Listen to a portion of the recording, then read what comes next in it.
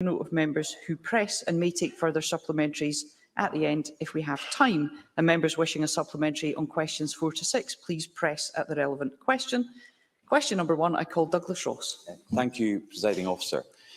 Every day in Scotland, 4 people lose their lives as a result of drug misuse.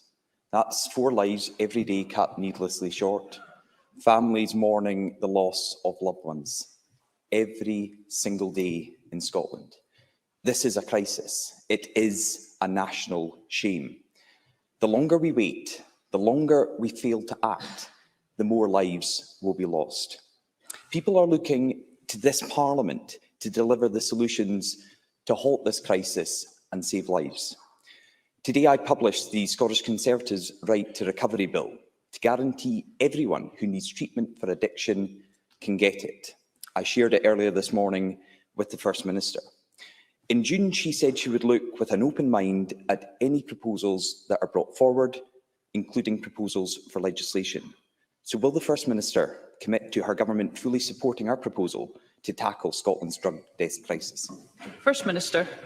I will certainly repeat what I said before. When there is a bill, we will look at that very carefully. I have received the consultation this morning. I have an open mind on that. Just in point of fact, Presiding Officer, unless I am mistaken here, Douglas Ross, as I understand it, has not published a bill this morning. Indeed, the consultation that was sent to my office states at this stage there is no bill, only a draft proposal. Now, I'm not criticising that. It's important that legislation is properly consulted on. So we will consider the proposals in the consultation, and as and when that develops into actual proposed legislation, we will consider that in detail.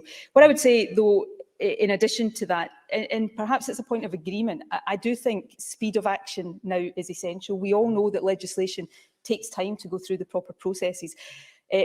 Having looked briefly at the document that was sent to me this morning, it doesn't appear on the face of it to suggest anything that goes beyond what we are already doing, although it does suggest that those things should be enshrined in legislation. So if I take, for example, funding, part of the consultation regards the establishment of a new national funding scheme separate to ADPs, but it doesn't appear to be suggesting additional funding.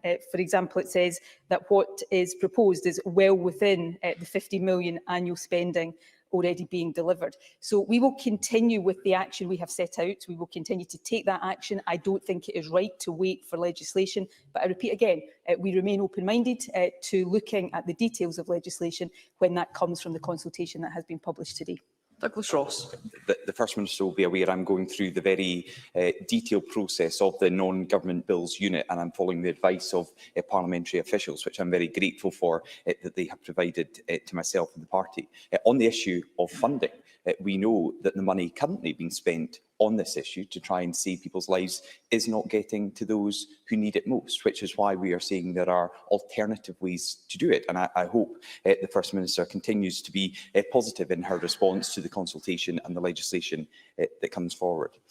But earlier this week, the First Minister proposed that we go on a joint visit, and she knows I immediately agreed to that offer. A key author of this bill and his colleague, the manager of Blue Vale Community Club in Hag Hill, have suggested that the First Minister and I visit them to see the need for a right to recovery. Volunteers at the club pointed out that it's in the second most deprived area in Scotland. People in places like Hag Hill are 18 times more likely to die from drugs than people in the most affluent areas. Blue Vale is trying to build a whole community, a whole system's response to the drugs crisis. This bill would help them get even more lives back on track. So will the First Minister agree to a joint visit with me to Blue Vale so we can find some common ground and get around the table with those on the front line to hear why this bill is so desperately needed? First Minister. I'll come to that point directly in a moment, but can I complete the point I addressed in my first answer? I was not, and I think I said explicitly, I was not criticising the process that Douglas Ross is going through.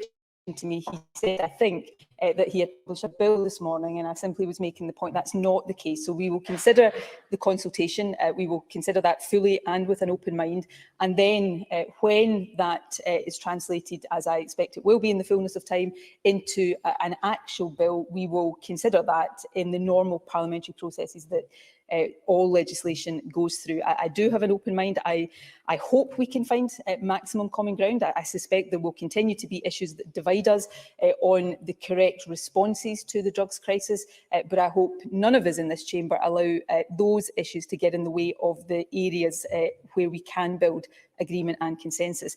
On the issue of a visit, I'm glad that Douglas Ross accepted my suggestion earlier in the week that we go together to a working class community. My office will be in touch to take that forward shortly. I am certainly willing to meet with organisations and indeed with individuals, as I have previously, affected by drugs misuse. Of course, and I think this is an equally important point, Presiding Officer, and I hope it is one that will be accepted by Douglas Ross.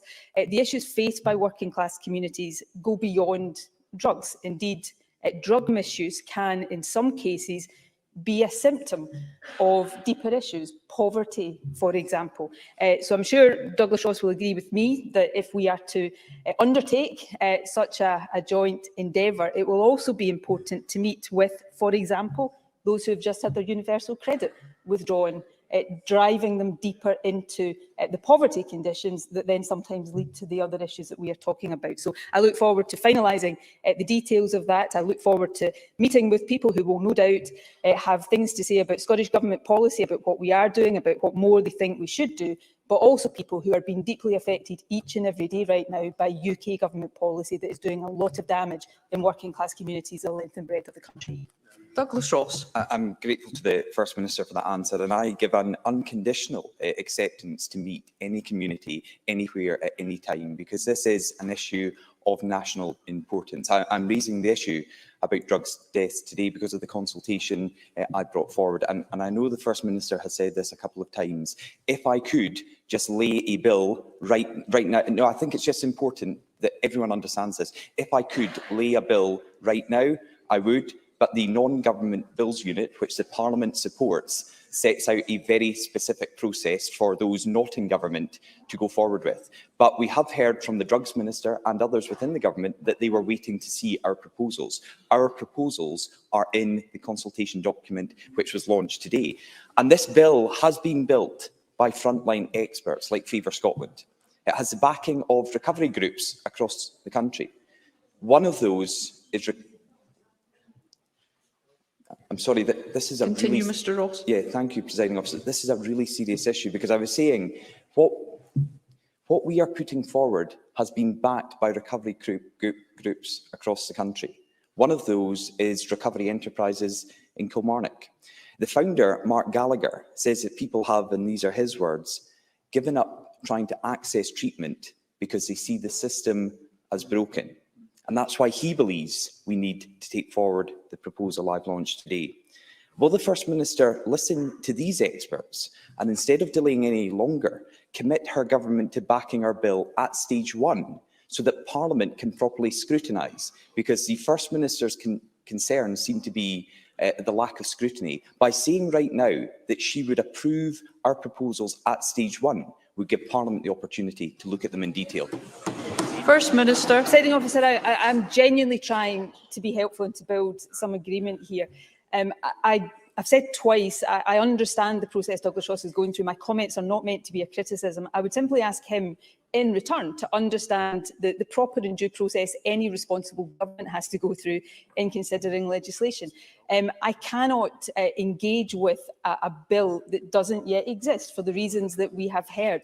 So we will engage with the proposals in the consultation. There is one that I, having looked at it briefly already this morning, would immediately welcome that, for example, when it comes to treatment, the consultation seems to recognise that we need a range of different interventions and services and that there can't be a one-size-fits-all approach. I actually think that is a welcome step forward from the Conservatives, who previously have appeared to suggest that only residential rehabilitation was a solution here. So already I can see the emergence of some common ground, and I genuinely want to treat this with the respect it deserves. But equally, Douglas Ross must know that I cannot stand here and say carte blanche that I will vote for a bill when, by his own admission, for understandable reasons, the bill does not yet exist. So let's try and move forward here with a genuine determination to build consensus where we can. The last point I would make is one that I've made earlier.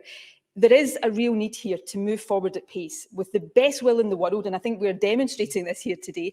Legislation takes time, and it takes time for good reason. I don't want to wait for legislation, however merited legislation may or may not turn out to be. I don't want to wait for that. We have set out a very detailed plan of action backed by significant additional resources that has as its heart guaranteed standards of treatment, including access to same-day treatment. So we're going to get on with that. And then if we think as a parliament that legislation can help to underpin that in the future, as I've said many times, I am open-minded to that. But if we want to build that consensus, let's both understand the processes that we have to go through in order, hopefully, in the interests of people across the country, that we can get there. Douglas Ross. And I think that is a fair comment, but stage one of a bill is agreeing the general principles, and the First Minister has already looked at some of the principles we are putting forward. She's already looked at the issues around funding. She's already looked at the areas where there is agreement. And while there seems to be opposition from her backbenches, I'm more encouraged by her response than I've heard from those behind her, because our proposal is also supported by grieving families. And if SNP members want to talk over grieving families, then shame on them. Because I want to give a case about Vicky. Vicky has lost 2 brothers to drugs. She lost Stuart just last year. He was a father of twins. He was only 43, and Stuart came from a loving family. Vicky said he tried to get treatment, but, and I quote her words, he was moved from pillar to post. He was passed about the system. He was treated like he didn't matter. Vicky is backing our proposals. She can't know for sure that it would have saved Stuart, but she told us, if we had this bill, I wonder how many people would still be here. The First Minister was absolutely right to say that we have to move forward at pace. So will she listen to the experts, the grieving families, and the proposals we're bringing forward, and ensure that there is urgent parliamentary time given to consider the proposals on such an urgent issue? First Minister. Look, I am genuinely, and I think Douglas Ross has accepted this, I'm genuinely trying not to make this exchange a politically divisive one, because I think we all agree, we perhaps don't agree in all of the detail of this, we certainly don't necessarily agree on all of the background to this, but I think we do agree that this Parliament, and I certainly accept that this government, has got much work to do. Let me try and make some progress here.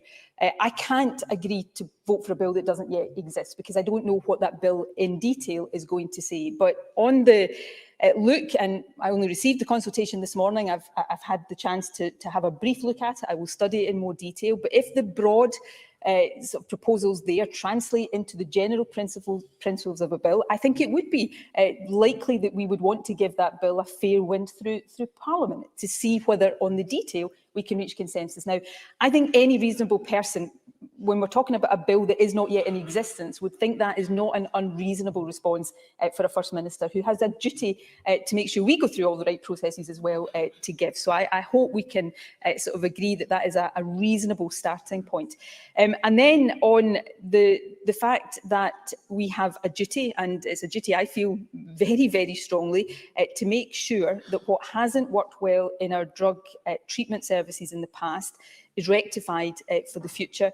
We have an obligation to make sure that we are listening to lived experience and that we're using that lived experience to drive proposals. My condolences and my sympathies are with Vicky on the loss of Stuart, and with every other family that has lost someone to drugs. They are the ones that we must keep in mind. But part of keeping them in mind and part of living up to our responsibility to them is making sure that we are thinking seriously about what has to be done.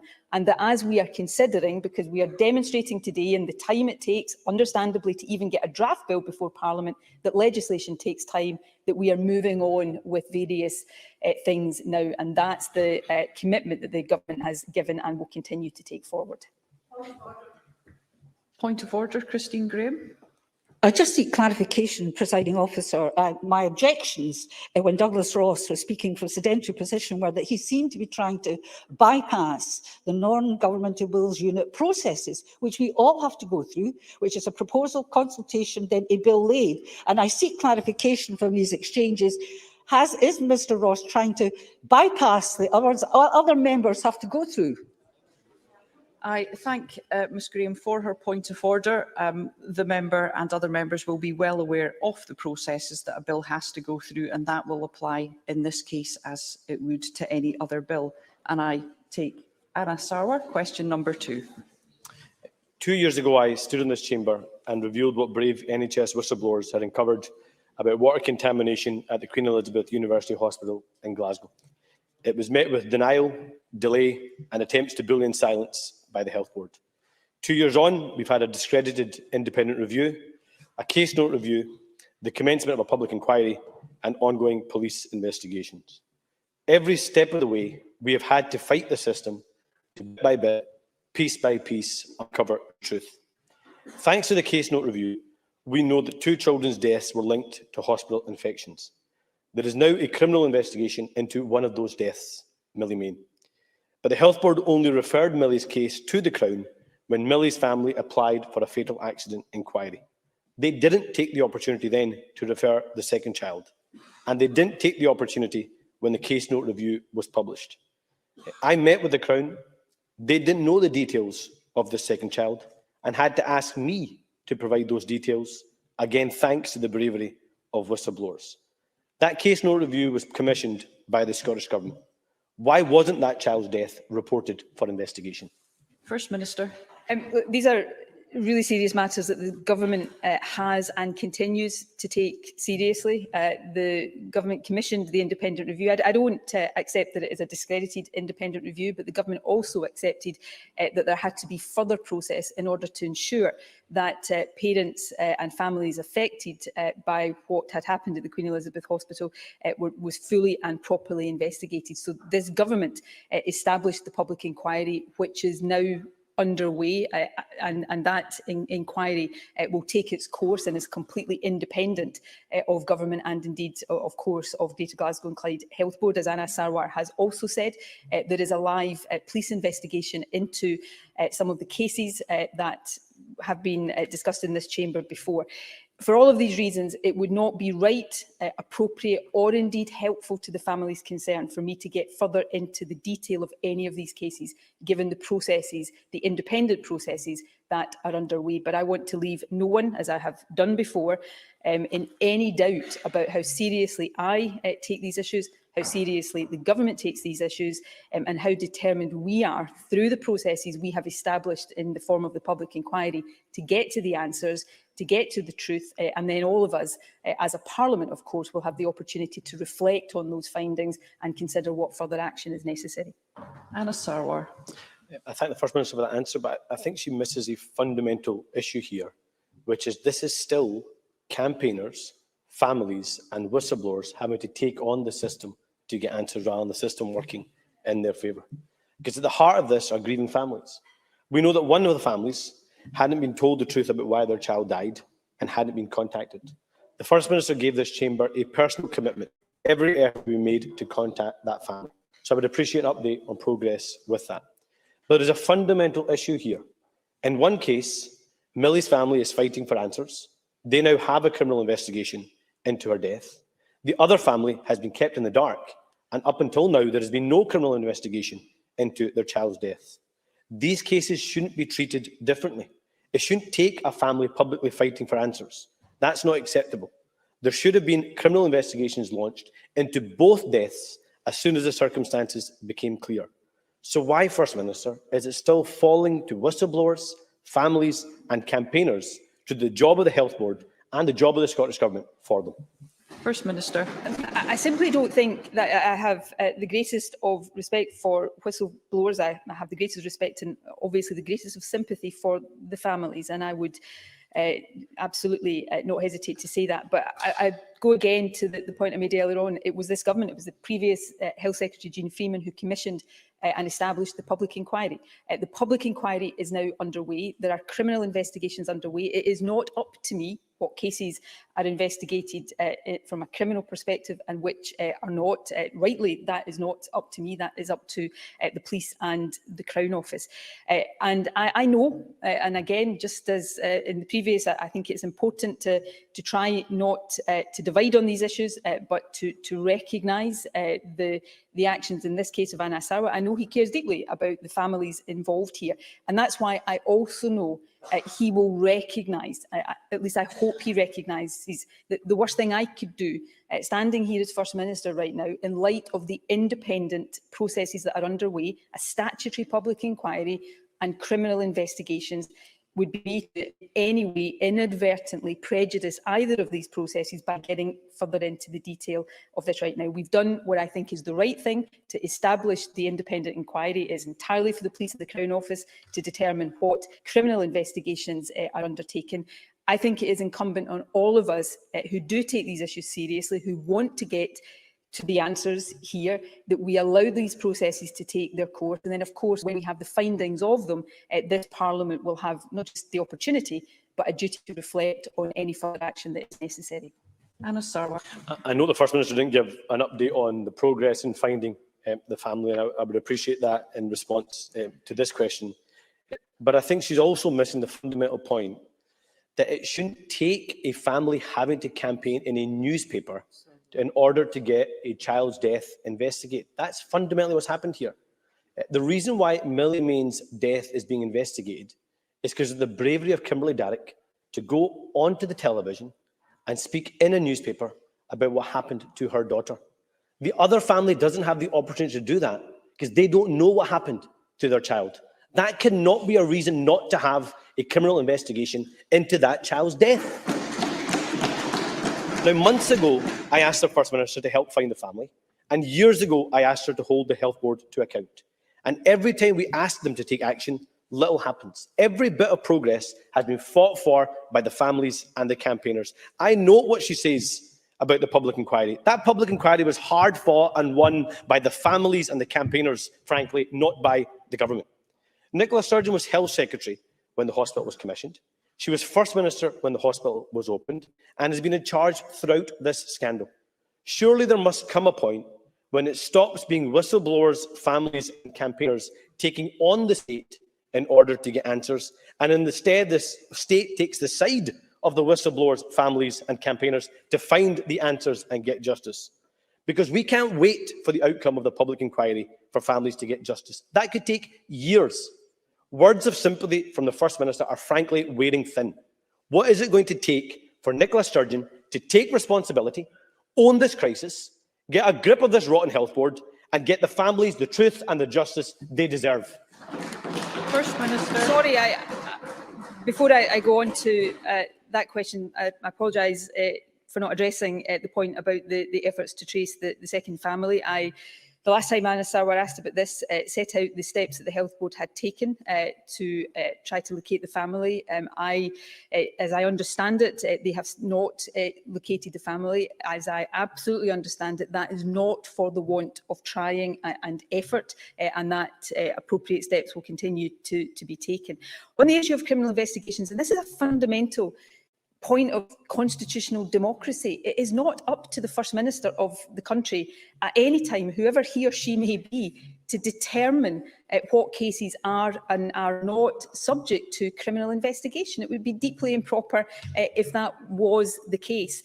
And on the question Anna Sarwar has just posed to me again, a government that has established a full independent statutory public inquiry cannot be said to be a government that is somehow trying to hide away from getting to the truth. We want the answers in order that if there are issues to be addressed with the Health Board, they can be addressed. If there are issues around government policy, they can be addressed. And fundamentally, so that the families, the most important thing of all, get the answers that they want. But it is not credible for Anna Sarwar to say that a public inquiry was fought for and campaigned for, and I accept that, although the government did establish the public inquiry, and then in the next breath just to say, well, it doesn't matter, we can't wait for that, we have to somehow do something different.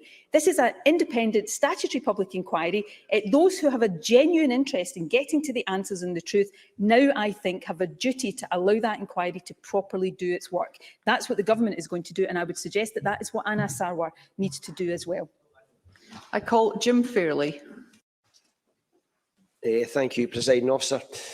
The First Minister will be aware of the Prime Minister's outrageous and condescending response on the 100 Mar show and others regarding the cull and incineration of pigs, which should have gone into our food system. Does she agree with me that this waste is unacceptable, as is the financial and emotional toll on the farmers involved, and that having a robust supply chain is completely undermined by a lack of a trained workforce? First Minister.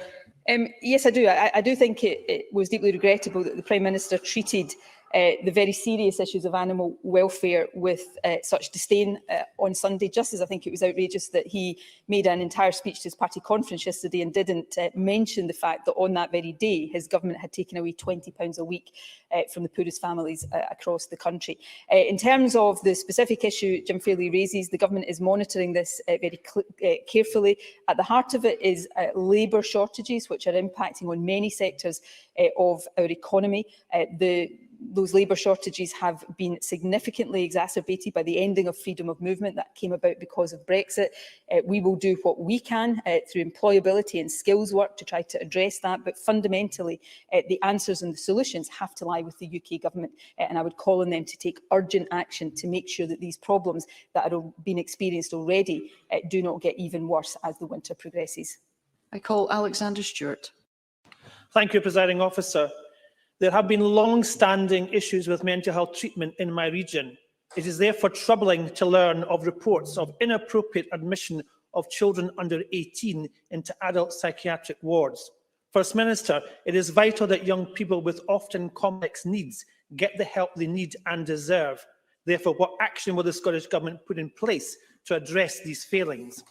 First Minister. It is important that everybody who needs mental health treatment gets that treatment in the best possible setting. I think that is particularly important when we're talking about children and adolescents. The government is already taking a range of actions to further develop community wellbeing services for children and young people, and, for example, providing funding for counsellors in schools so that there is much earlier intervention for young people, and that more of them do not require the services of more specialist provision.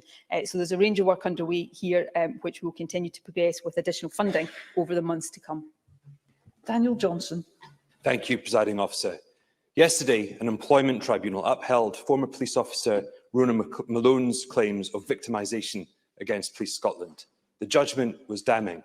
It found that the firearms unit in which she served was an, and I quote, absolute boys' club, and the culture was horrific.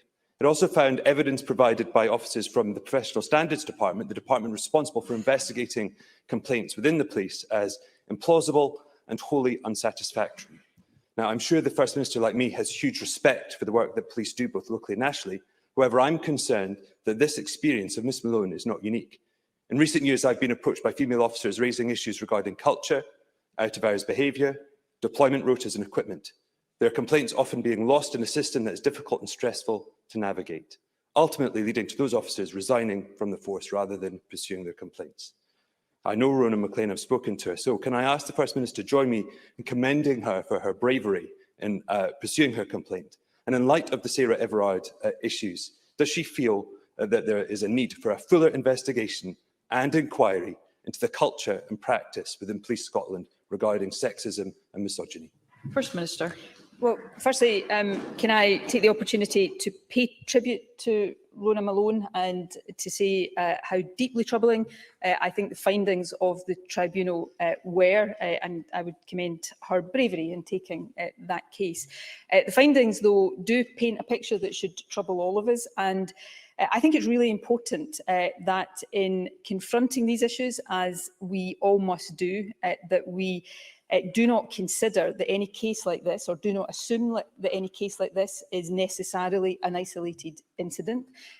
And secondly, that we do not assume that any organisation in our society, however well respected that organisation is by all of us, is somehow immune from the misogynistic culture that pervades our whole society. So the findings of this tribunal must be taken seriously, and I welcome the response of Police Scotland yesterday to accept the findings and express its seriousness in addressing these issues. More generally, though, this is a further reminder, and there have been too many painful reminders of this in recent weeks, that on the spectrum of unacceptable experiences on the part of women, and it is a spectrum that goes from inappropriate comments through to discrimination in the workplace, through to violence and serious sexual assault.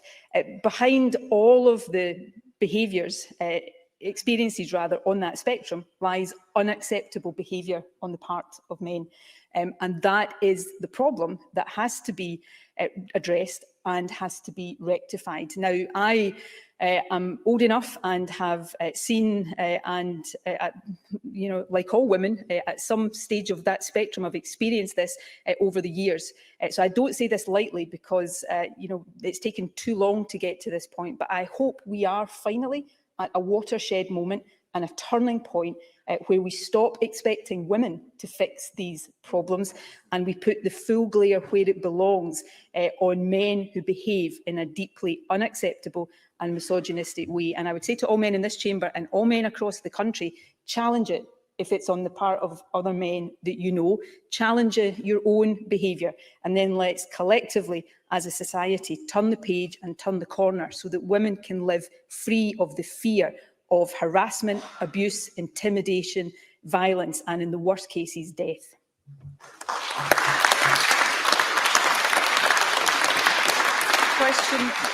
Question number 3, Alex Cole-Hamilton. Thank you, Presiding Officer. To ask the First Minister when the Cabinet will next meet.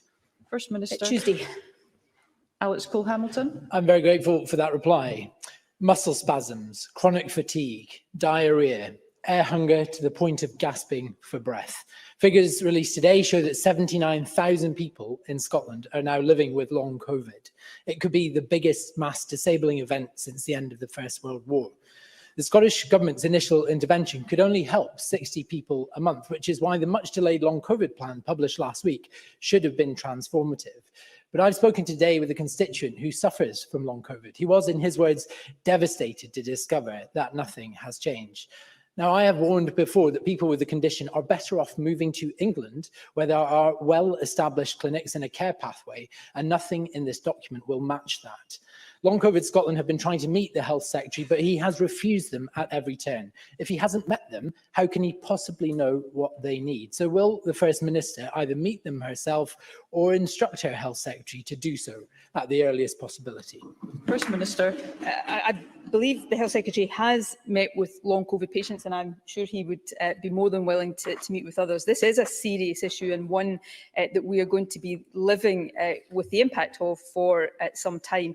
I'm not going to comment because I'm not an expert on the arrangements south of the border. I do suspect they don't always live up to how they are talked about here in some of the detail, but that is another matter.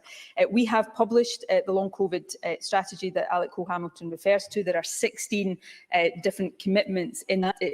All of those commitments are backed by a £10 million funding commitment. And part of that is to further our understanding of the reasons for and the implications of long COVID so that the services that are then developed are properly addressing that. There's nothing to stop health boards establishing specialist provision right now, but what we also want to do is make sure that through all of the more generalist NHS provision, clinicians are capable of addressing the impacts of long COVID as they are presented. So again, this is an issue that is serious now and it's going to continue to be an obligation on the part of government, which is why the commitments in that paper are so important.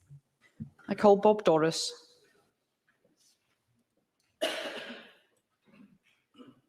Buyout of heat allowance in Scottish homes by February 2022. Is the First Minister aware that several retailers are still selling the previous generation of smoke and heat alarms which cannot be interlinked and cannot meet the new standards that are being brought in? Does she agree with me that such stores should be clear with customers about the February 2022 regulations ahead of any purchase being made? And can I ask if there will be any support for homeowners struggling to pay for the cost of installing such smoke and heat alarms? Can I ask if the First Minister contents that you heard enough of the question, First Minister? I think so, Presiding Officer. My apologies to Bob Doris. I missed the start of the question. The sound couldn't be heard here in the chamber, but I think I got the general thrust of it. These are obviously important issues ahead of the expected demand for smoke alarms ahead of the 1st of February next year, when the new standard is due to come into force.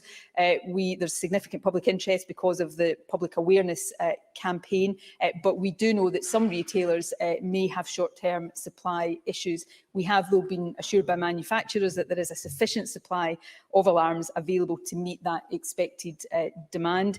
We will continue to consider whether there is more we need to do to support homeowners be compliant with that standard and take a range of actions should we consider that is necessary. But the public awareness campaign was important in making sure people have that increased understanding of what will be expected as of February next year. Call Miles Briggs. Thank you, Presiding Officer. A report published by the Crown Office Procurator Fiscal Service for Scotland reported 33,425 charges of domestic abuse in 2020-21. Now, that suggests on average 91 incidents of domestic abuse every day in Scotland, the highest level since 2015. And that's only the number of reported cases. Now, I know the First Minister has taken an interest in this unacceptable situation. So can I ask the First Minister if she will agree that the Scottish Government needs to review policies currently in place, but also investigate the establishment of family violence courts? First Minister. We will consider any reasonable proposal. I know the new Lord Advocate, who, as people will know from her background, has a very strong interest in ensuring that victims of domestic abuse and women who are victims of male violence get appropriate and speedy access to justice, and I know she is very keen to ensure that all of the Crown Office policies and procedures are helping to ensure that that is the case. We obviously have commented on the underlying driving reasons for domestic abuse and violence against women and girls, but where women and girls do experience that, and while some men, of course, experience domestic abuse, and it's important to recognise that the majority are women, that the justice system responds appropriately. The numbers, while they are deeply troubling, anybody being victims of those crimes is deeply troubling, but of course we've got to remember that increases in numbers may mean that people now feel more able to come forward and support these crimes, which is something we should welcome. And of course this Parliament, to its great credit, passed a new law making certain behaviour that wasn't previously criminal in terms of coercive and controlling abuse. So we've got to bear those things in mind when we're looking at the numbers. But making sure people have access to justice is an important part of this overall approach to reducing the impact of domestic abuse and violence on women. Question number 4, Christine Graham. Thank you, Presiding Officer.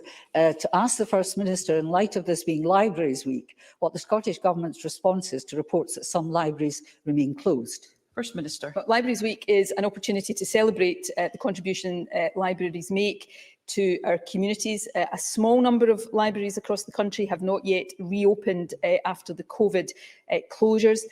There are a number of reasons for this, I understand, including the fact that some are still being used as COVID test centres, some are co-located within schools, or in some cases there is a requirement for refurbishment before reopening. However, I hope that most of the others will reopen soon. I can say, though, that of the 481 libraries across Scotland, 432 of them are open as of Monday, and a further 24 have announced reopening dates that will be forthcoming. So well over 90% of all libraries across the country are already open, and I think that's something we should welcome. In the programme for government, of course, we announced a £1.25 million public library COVID support fund, which is intended to give local authorities and libraries support in getting open again and staying open, because libraries are a vital and integral part of communities across our country. Christine Graham. I thank the First Minister for a detailed response. Many libraries are indeed open, though some on reduced hours, including in Midlothian, South Tweedale and Lauderdale. But does the First Minister agree with Pamela Tulloch, Chief Executive of Scottish Libraries and Information Council, which administers that welcome £1.25 million Libraries Recovery Fund targeted at libraries in areas of deprivation, that this helps? But part of the problem has been the Council's understandable redeployment during COVID of staff elsewhere. And therefore, does she agree with me that as we move out of COVID, full staffing of libraries should again be possible, and therefore all libraries fully open?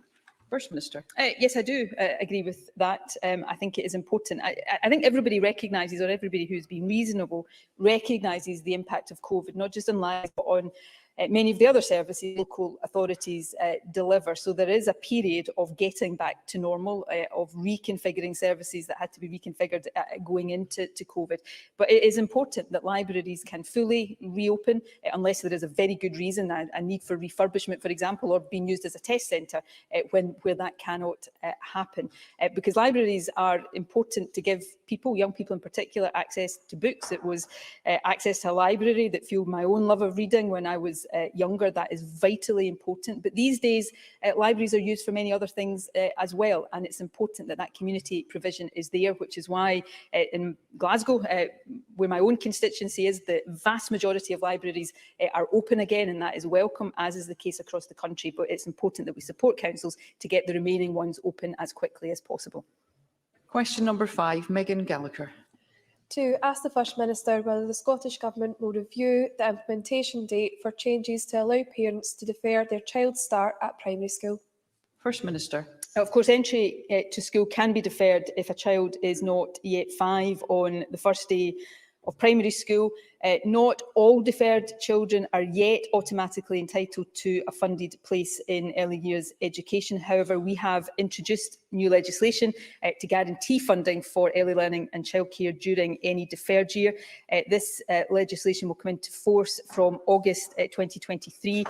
And that is in a timetable that has already been approved by Parliament. There are no plans to change this timetable because it has been developed in partnership with COSLA so that it is realistic and achievable. In the meantime, we've already committed £3 million to fund 5 authorities to deliver in 2021-22 as part of a pilot programme to support wider rollout of that commitment. And the Minister for Children and Young People will shortly announce additional pilot authorities for 2022-23. Megan Gallagher. Despite legislation being approved by Parliament, parents are still being refused the right to defer their child's school start. Indeed, the Scottish Government have opted for a trialled approach, meaning that it's become a postcode lottery whether a council will grant permission for a child to start school 1 year later. School deferrals were not even mentioned as part of the Scottish Government's recovery plan. First Minister, why has the full implementation date been delayed until 2023? And will the Scottish Government commit to bringing this date forward so all parents have the same rights to make the best possible decision for their child's education? First Minister. Well, on the issue of the August 2023 implementation date, I appreciate the member wasn't in Parliament when that was agreed, but that implementation date of August 2023 was agreed by Parliament on the 3rd of February 2021. And unless I am mistaken, it was supported by all Conservative members of Parliament at that time. And the reason for that is a pragmatic one. We have to work with COSLA to make sure that date is achievable and that it is deliverable, and that was the consensus that was reached and, as I say, backed by Parliament. Along the way, we are piloting, as I said in my initial answer, a number of local authorities to deliver on that commitment and to support the wider rollout. I understand parents want that to happen straight away, and I understand the reasons for that, but we're doing this in the proper way so that it is deliverable, it is properly delivered, and all children, when we get to that implementation date, should they want to defer or should the parents want to defer their entry to primary school, will have that right. Question number 6, Martin Whitfield. Thank you, Presiding Officer. To ask the First Minister what the Scottish Government's response is to the announcement that the SQA has entered a 2-year agreement with the Equality and Human Rights Commission to improve equalities practices. After the Commission established, the SQA was not routinely assessing the impact of its policies and practices against the 3 needs of the public sector equality duty. First Minister. Well, the Education Secretary met with the Chief Executive of the SQA earlier this week and impressed upon her the need to deliver against this Section 23 agreement. The EHRC's findings refer to historic emissions at the SQA. Learners can be assured that all required equality impact assessments regarding the awarding of national qualifications over the past 2 years were completed and published indeed by the SQA and the Scottish Government. I welcome SQA's action plan and their commitment to completing outstanding equality impact assessments for all of their current policies and practices, with 28 new equality impact assessments already published since August. Martin Whitfield. I'm grateful. The First Minister spent the whole of the last Parliament telling us that it was education. Education was her #1 priority. One of the causes of the attainment gap she claims her government are working so hard to close is infamously inequality. So can she tell me, if it was her absolute priority, why did she never think to ask her own education governing body? Were they looking at the question of equality? First Minister. Well, I would expect the SQA and all bodies, whether they're government agencies or otherwise, to have quality at the heart of everything they do. That's been impressed upon the SQA, as I said in my opening answer. As I also said, this finding of the EHRC refers to historic emissions. So over the last period, indeed, since the current Chief Executive was appointed, any new SQA policy or practice that has been introduced has been subject to an equality impact assessment in line with duties under the Equalities Act. So the SQA is right now to go back and make sure that that applies to all current policies and practices, and the Government expects them fully to do so in line with their action plan. Thank you. That concludes First Minister's questions. We will now move on to members' business.